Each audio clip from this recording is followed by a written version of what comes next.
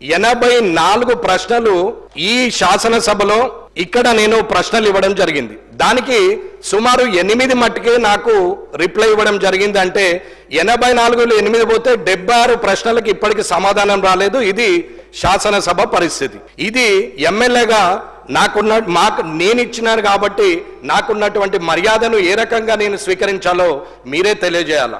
ఇకపోతే right information act ప్రకారంగా మీరు ఇస్తలేరని చెప్పి నేను రైట్ ఇన్ఫర్మేషన్ యాక్ట్ లో సుమారు 86 ప్రశ్నలు ఇస్తే ఒక్కొక్క ప్రశ్నకు ఒక్కొక్క విధంగా ఇచ్చారు. ఎగ్జాంపుల్ హెల్త్ డిపార్ట్మెంట్ తీసుకుందాం.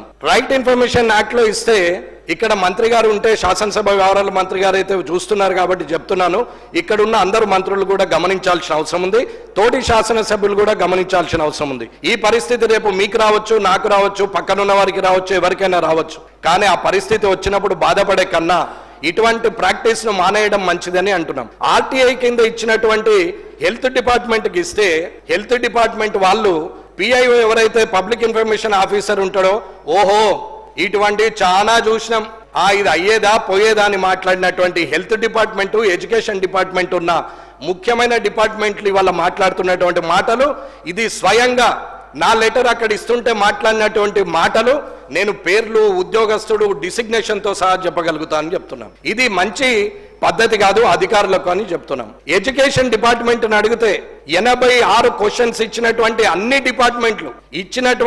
డిపార్ట్మెంట్లు ఏదో ఒక రకమైన సమాధానము 6(1) ప్రకారం ఇస్తే 2(J) ప్రకారంగా లేదని చెప్పి ఇప్పటి వరకు ఎడ్యుకేషన్ డిపార్ట్మెంట్ ఇప్పటి వరకు ఇవ్వలేదు.